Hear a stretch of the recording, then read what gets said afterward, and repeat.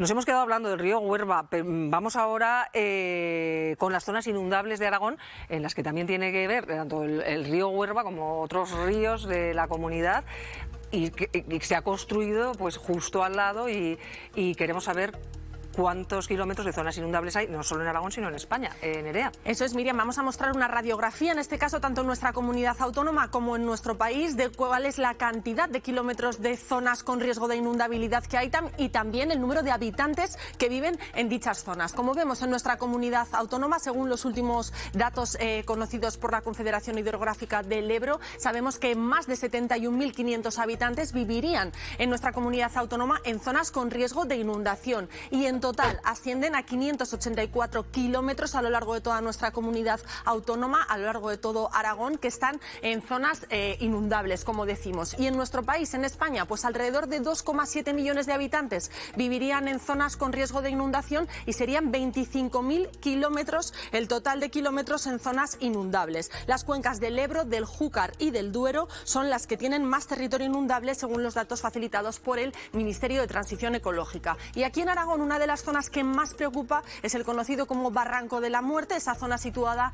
en la capital aragonesa, próxima, atraviesa, de hecho está en la zona de Parque Venecia, y ya está aprobado ese proyecto del Barranco de la Muerte, ese canal perimetral que tendrá una profundidad de 2 metros, 24 metros de anchura y más de 300 metros de longitud. Están viendo sobre mapa en lo que consistirá ese proyecto que, como decimos, ya está aprobado. Lo que se ha hecho de momento hasta ahora es un muro en el colegio, un muro de contención en ese CEI María Zambrano, y también se han ampliado el diámetro de las bocas de los colectores de agua que están ubicados a lo largo de todo el barranco y que permiten que así el agua pueda circular y que se dirija hacia el tanque de tormentas. Como vemos, ese proyecto que, como decimos, se va a poner en marcha, lleva a cabo una obra de amortiguación, y lo que haría sería desviar ese agua ante posibles inundaciones para que se dirija directamente hacia la Z30 y así evitar que en caso de inundaciones afecte a Parque Venecia y a los vecinos y las zonas que están próximas. Gracias, Nerea. Hablamos con Alfredo Ollero, él es profesor de Geografía Física de la Universidad de Zaragoza. Hola, Alfredo.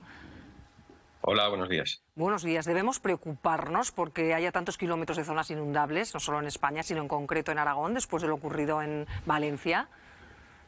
Sí, tenemos que preocuparnos porque las zonas inundables están en todo el territorio, son muy extensas. Incluso esas cifras creo que son bajas porque hay muchos ríos que no están contabilizados. Los ríos efímeros, por ejemplo, los ríos secos, muchas veces no se contabilizan. Y tenemos también muchos casos de zonas inundables en estos espacios. Diríamos que en los últimos años, bueno, quizá no en la última década, pero sí anteriormente, se construyó en zonas inundables, aunque es verdad que se sigue haciendo. Tenemos un problema importante que lo ha demostrado lo que ha ocurrido en Valencia, ¿no? Se suma el cambio climático y la posibilidad de que, o la probabilidad de que tengamos más eventos de este tipo, e incluso mayores en el futuro, con un urbanismo mal desarrollado, mal planificado en las últimas décadas. Y además hay que añadir obras de ingeniería tradicional que muchas veces han sido contraproducentes y que en cualquier caso han sido en muchos casos fallidas. Entonces tenemos de todo. Y con estos tres problemas pues realmente hay que hacer un cambio radical en la forma de organizar el territorio.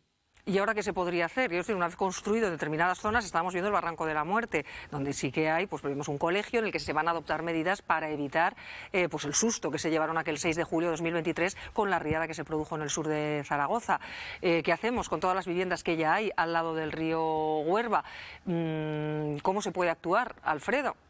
Con lo que ya se ha construido, quiero decir, aparte de avisar de que no se construya en determinadas zonas. En la medida de lo posible, todo lo que ya se ha construido, si se pudiera, habría que retirarlo y trasladarlo a otro sitio. Y lo digo fundamentalmente por el colegio y por todo tipo de servicios públicos. Si los edificios de vivienda son más complicados, habría que ir buscándoles soluciones de permeabilización de las plantas bajas, de los sótanos, etcétera, que realmente ir cambiando los procedimientos constructivos. Pero en la medida de lo posible, tanto a los ríos como a los barrancos, a las ramblas, a los torrentes, a toda la red fluvial que tenemos, hay que darle el mayor espacio posible para que funcione de forma adecuada en los procesos de crecida. Es decir, hay que darle mayor anchura a todos los cauces. Y esto implica retirar la urbanización siempre que se pueda. Y en lo que ya está muy urbanizado, pues establecer... De la música y de la jota. De entre los 6 y 15. Hemos perdido ahora Pero, su sonido. sí, Ahora le oí algo escuchamos. entrecortado. Sí, sí, ¿Perdona? no. Le escuchamos muy bien. Adelante, continúe. Sí, lo que quería decir es que en las zonas urbanas hay que permeabilizarlas todo lo posible con espacios verdes, con zonas de estanques vacíos, por ejemplo, en los que se pueda entrar el agua. En fin, hay una serie de medidas que se pueden adoptar, ¿no? También barreras provisionales o portátiles que se coloquen en determinadas calles, en determinadas fachadas. O sea, hay soluciones que en otros países también se implantan. Yo lo que sobre todo indicaría es que no hay que recurrir a eso que se suele decir de los dragados, las limpiezas, este tipo de cosas que no sirven para nada. Tampoco habría que recurrir a presas. Las presas, al revés, han sido contraproducentes. Mirad lo que ocurrió, por ejemplo, en Biescas, en la catástrofe de Biescas, del camping de Biescas, que la mayor parte de la catástrofe se debe a las presas que se rompieron. Porque estaban allí, porque se hicieron en donde no se debería. En fin, hay una serie de... Y luego las canalizaciones pues tienen también muy poco, porque otorgan una mucha mayor velocidad a la corriente, ¿no? Y son enormemente contraproducentes en muchos casos. Hay que buscar soluciones basadas en la naturaleza. Bueno, lo que hay que preguntarse es si quienes viven en todas estas zonas son conscientes de que viven en zonas inundables. Pues muchas veces no. Ahí están los planes urbanísticos, ahí están también la información que existe, que muchos espacios, o sea, que está documentada y que está cartografiada. Las zonas inundables son muy fáciles de localizar. Es decir, desde un punto de vista técnico sabemos lo que es inundable y lo que no. Y luego hay que advertir de otra cosa. También cualquier núcleo urbano es inundable en sí mismo por el hecho de la impermeabilización del terreno. Entonces, una lluvia intensa puede producir una inundación en cualquier calle, esto lo sabemos perfectamente, en Zaragoza también, en cualquier calle, en cualquier garaje, simplemente por la intensidad de la lluvia. Y estamos alcanzando ya episodios en los que la intensidad incluso, como en este caso, ha batido récords, ¿no? Con 185 milímetros de lluvia en una hora. Esto es un récord a nivel estatal, lo que se ha producido en Valencia. Esto puede volver a ocurrir y esto puede ocurrir en cualquier lugar del territorio. Pues Alfredo Ollero, muchas gracias por habernos atendido. No nos ha tranquilizado mucho, pero ha advertido sobre lo que podría ocurrir para ver si se adoptan medidas que eviten desgracias como esta. Muchas gracias y un saludo. Gracias. Pilar. Sí, no, yo quería decir el Huerva, que yo vivo al lado del Huerva. ¿No? Porque cambiar lo que ya está construido... Sí, no. Yo quería decir que yo vivo al lado del Huerva y también tengo una gran amiga que tiene las ventanas al Huerva y tenía mucho deseo y decía, ojalá no me muera, es decir, pueda ver el cambio del Huerva, porque llevaban muchos años con la propuesta de urbanizar el Huerva y hacerlo grato y agradable para las gentes que vivimos cerca y para los zaragozanos, ¿no? Y entonces a mí me parece una buena iniciativa y felicidades. Pero hay una cosa muy interesante que no nos hemos preguntado nunca. Yo creo que sí, nos hemos preguntado a los zaragozanos, algunos por lo menos. ¿En alguna ciudad alemana se ha canalizado y se ha hecho subterráneo el río como lo hicieron en Zaragoza en un determinado momento el Huerva? ¿Qué significó hacer eso en nuestra ciudad? Es un interrogante que siempre he tenido. Yo no he visto ninguna ciudad alemana ni Suiza que tenga muchos ríos y que los ríos los tengamos dentro del subsuelo de la ciudad. Un tema interesante lo que significó en aquel momento en el urbanismo zaragozano. Primera cuestión. Y segunda, a ver, lo que ha dicho Alfredo, pues demuestra claramente lo que yo he propuesto. Para hacer todo lo que propone Alfredo no queda más remedio que un acuerdo muy importante de las administraciones públicas y no queda más remedio que un acuerdo de un importante gobierno de reconstrucción de Valencia de los dos grandes partidos políticos. Si no, eso es imposible de hacer. ¿Creéis que va a haber acuerdo para hacer eso? Dificilísimo. Pero es que... Por lo tanto, esto es lo que yo planteo. Y por último, en Biescas se aprendió mucho, ¿eh? Después de Biescas se aprendió muchísimo, se tomaron muchas decisiones y muy importantes.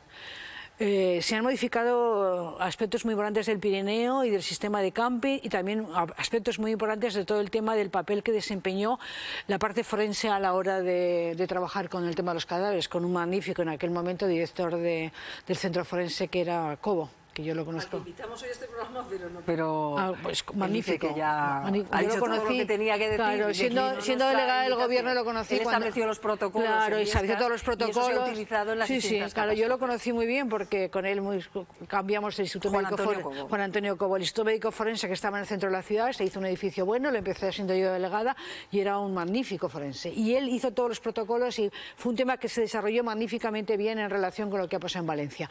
Pero se aprendió mucho de Biescas. ¿Se va a aprender también tanto como nos ha dicho Alfredo del tema de Valencia? ¿Tomarán las medidas adecuadas las organizaciones, bueno, las instituciones públicas valencianas?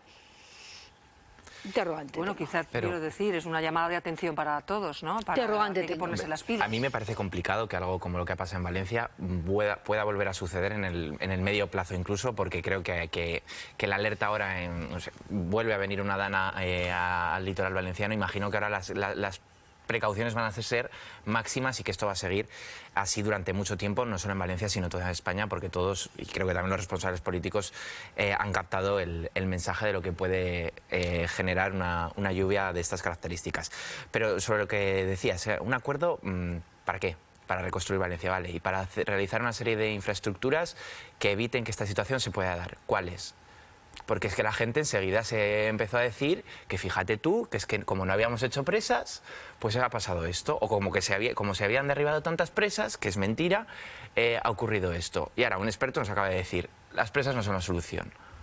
Según dónde y cómo. Claro. Es que según dónde y cómo, no se puede generalizar, según dónde y cómo, por eso es tan importante esto. Con todo respeto al experto, digamos que hay una parte de expertos que por un tema ideológico están contra las presas. Claro. Entonces, simplemente no hay que decir algo, esto no se puede hacer porque ideológicamente no me gusta, es mejor un tema más científico. Sobre urbanismo, claro, en España hay muchas zonas inundables, marcadas en mapas que se saben. Hay un informe del Ministerio de Defensa con 14 puntos que podía pasar lo que ha pasado en Valencia. Uno era este exacto y no se hizo nada. Sí, el barranco. Idéntico, no se ha hecho nada. Entonces, en este país se ha construido mucho en zonas que un día pasa esto. Yo veo imposible levantar todos esos asentamientos, que son miles de personas, colegios, todo. Esto quizá, lo que decía él, replantearlo poco a poco, pero es que este país se ha hecho mal en esa parte. No sé si la solución es aquí, tenemos un colegio y la policía local en un sitio que parece que es como de libro también. Bueno, han hecho una solución técnica, pues quizá hay que llenar de soluciones técnicas estos sitios. Pero sí, con respecto al colegio, hablando de otra vez de tacticismo y con respecto al colegio María Zambrano, esto ocurrió en el 23, en julio, el 6 de julio del 23, cuando el Partido Popular, el Partido Popular entonces dijo que la solución ideal sería mover el colegio de sitio, porque hubo un gran debate en Zaragoza y se dijo que sería lo mejor, si proteger ese colegio o no.